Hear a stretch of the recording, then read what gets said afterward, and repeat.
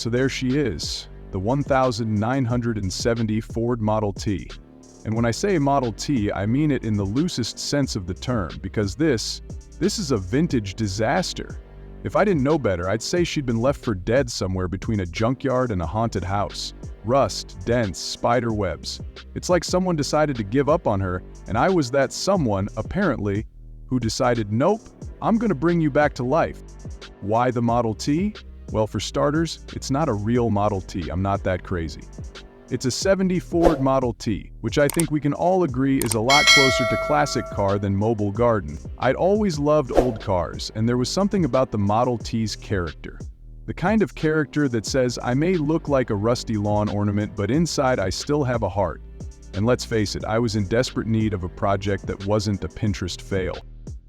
When I first got it, I swear the car laughed at me. I opened the hood and immediately saw, well, let's just say if a car's engine looked like a forgotten science experiment, this one was a PhD in rot. I couldn't tell if the engine was supposed to be a pile of scrap metal or a work of abstract art. And speaking of art, let's talk about the rust. The only thing more stubborn than the rust on this car was my belief that I could bring it back to life without losing my mind.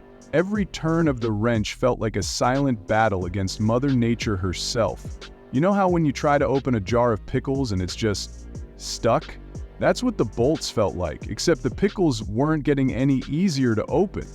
First, I had to clean it. You ever scrub a car that looks like it's been buried under a pile of forgotten dreams for decades? It's like cleaning a pet that never learned to be housebroken. I'm talking soap, brushes, power washers. My neighbors probably thought I was out there performing some kind of spiritual ritual. But after hours of scrubbing and sanding, I could almost see the car I had envisioned. Next, the parts.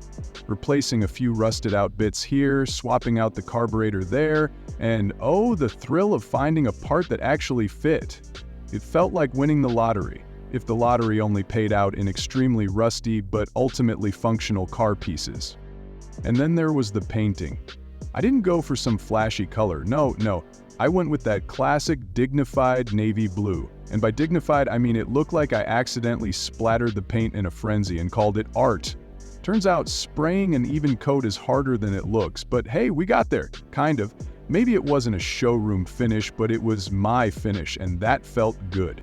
But then, the breakthrough moment. The engine cranked, I turned the key, and boom, it actually started. I could have sworn I heard it whisper, "It's about time, champ." And that's when I realized I was in deep now. This wasn't just a car I was fixing. This was a companion, a friend, a project that against all odds was coming to life. First test drive. I won't lie, I was nervous. I mean, would the car explode on me? Would it sputter down the street like an old man trying to make it to bingo? Nope, it purred. Okay, it didn't exactly purr, more like a strained growl, but it was alive. I was behind the wheel, and for the first time in months, everything was right. The engine hummed, the wheels turned smoothly, and I was finally driving down the street in something that actually made noise when I stepped on the gas. And I gotta tell you, it felt amazing. Like all of the blood, sweat, tears, and a lot of curse words were worth it. As I drove through town, I swear the people were staring, not at me, but at the car. That was my reward. That was the I did it moment. It's not just a car anymore, it's a story of me, a rusty bucket, and way too many late-night YouTube tutorials. It's a symbol of persistence, of learning the hard way that not all projects are easy. But the best ones, the ones that stick with you, those are the ones that make you realize the joy isn't just in the final product, it's in the process. So, if you're out there thinking about restoring something, whether it's a car, a piece of furniture, or maybe even your own life, just know this. Sometimes you have to put in the work, get your hands dirty, and laugh when things go sideways, because in the end, the satisfaction of seeing something you've poured your heart into finally come to life, well, that's worth more than anything. And with that, I'll be back here tomorrow, spraying some more paint and fixing what's next on the list.